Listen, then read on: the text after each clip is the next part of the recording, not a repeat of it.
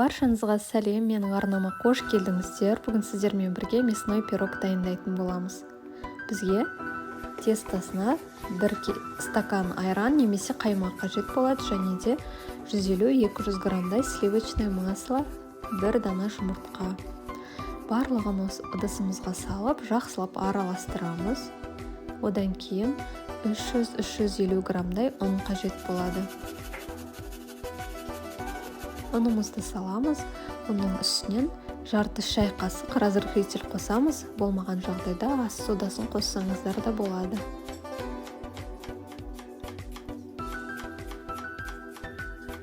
Өте қатты қылмай, жұмсақтау етіп нан илейтін боламыз.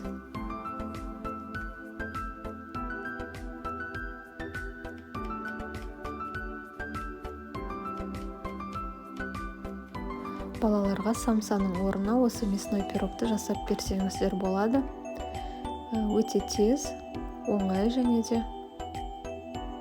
балалар өте сүйіп жейді. Перекусқа дайындап қойсаңыздар болады.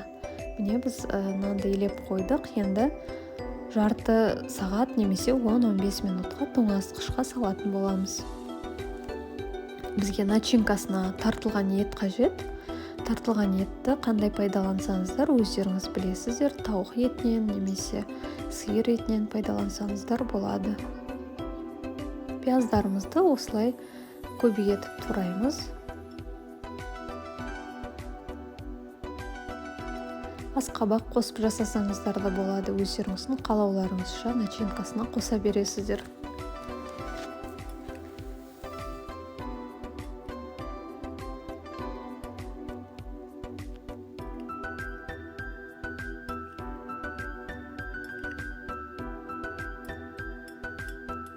Енді келесі кезекте картопты да осылай кубик етіп турап аламыз. Өте қатты ірі қылмай, орташа қылып.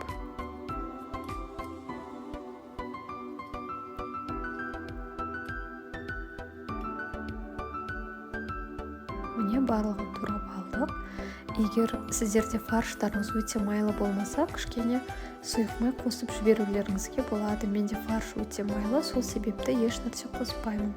Дәміне қарай тұзын саламыз, және де мен қара бұрыш салып жатырмын. Дәмдеуіштерді өздеріңіздің қалауларыңызша қоса бересіздер. Міне бізде начинкасы дайын болды. Енді тоңазытқыштан дайын болған нанымызды шығарып, осындай екі бөлшекке бөлеміз. Біреуі кішкене кішілеу, біреуі үлкендеу. Ең бірінші үлкен бөлшегін жайып алатын боламыз. Міне жайып алдық, енді начинканы ішіне саламыз.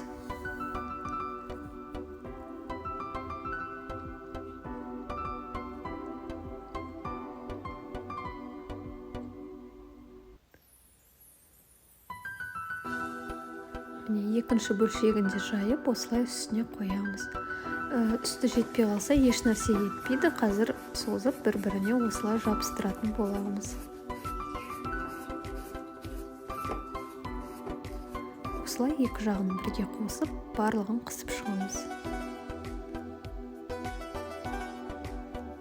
Міне, ортасына осылай міндетті түрде тесуді ұмытып кетпеңіздер.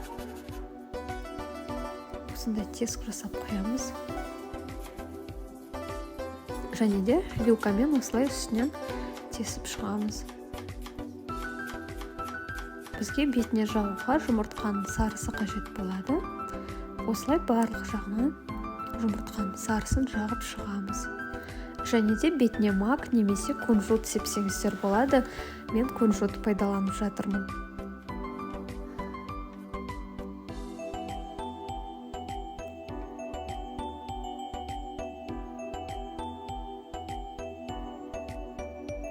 «180 градуста қызып тұрған духовкамызға 20-30 минутқа салып аласыздар. Міне бізде өте әдемі мясной пирогымыз дайын болды. Міндетті түрде жасап көріңіздер менің рецептім бойынша.